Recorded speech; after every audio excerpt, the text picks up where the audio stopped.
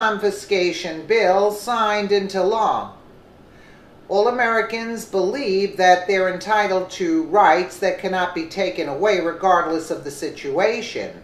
A new gun bill is leaving many Americans in fear for what the future might hold. According to Guns, Oregon Governor Kate Brown signed a new bill on Wednesday that shows the first sign of what Democrat gun control looks like. The law, SB 719A, allows law enforcement or anyone close to a person to file a gun stripping petition if they believe the person poses a risk to themselves or others. The petition can be filed against any law-abiding U.S. citizen. In other words, it completely disregards an American's right to own a gun or to a fair trial. The bill passed with a 17-11 vote in state Senate and a 31-28 vote in the state House. Only one Republican signed off on this bill. If the Democrats were ever looking for a loophole to take guns, this is it. Despite the argument that they want to help reduce the gun-related suicides in the state, it doesn't change the fact that the judicial processes are stripped away completely. If the person in question has an order placed against them, they are not allowed to buy or possess guns or ammunition for 1 year, regardless of the circumstance. It also gives law enforcement additional powers, such as seizing guns that were not surrendered upon request. The law even carries over to stored guns. If a person's guns are held by a gun dealer, someone can file a request against that person. If the request is approved, the guns can be retrieved without their owner's permission because they are deemed a danger.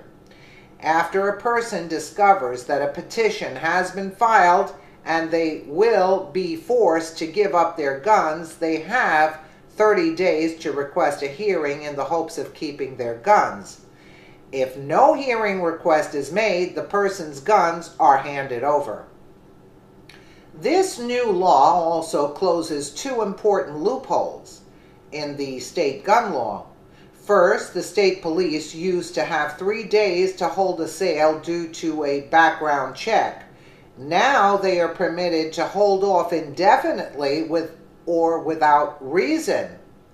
The second loophole bans firearm possession or allowed confiscation. If someone is the subject, quote, in a restraining order, in other words, they are going out of their way to make sure they can take guns from anyone they please. A new Oregon law allows law enforcement or anyone close to a person to file a gun stripping petition if they believe the person poses a risk to themselves or others. Are you outraged at this attack on the Second Amendment?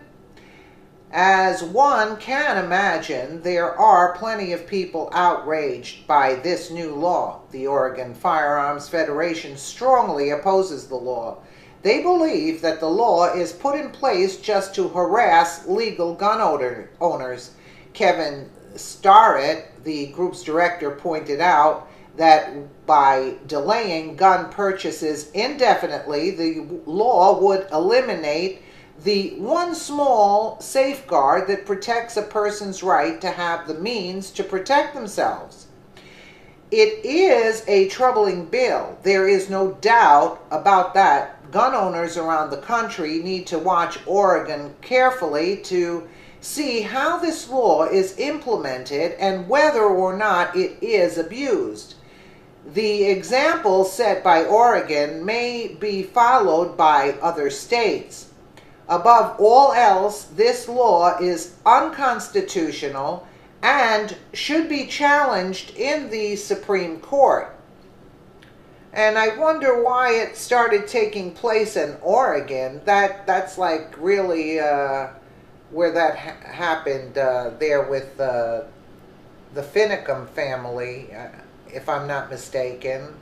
But this is against the Second Amendment. I mean, unless you see a real whack job, Yeah, okay, let's go along with that. But both sides would consider somebody that's crazy, okay. But this is going, I think, too far, and they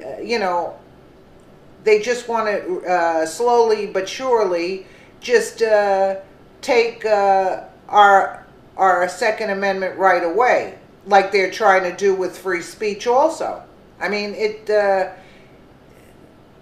we don't want to wind up in a totalitarian government, reigning over us. I mean, it's bad enough that they're spying on everybody, let alone now this. It's absolutely insane at this point. Let me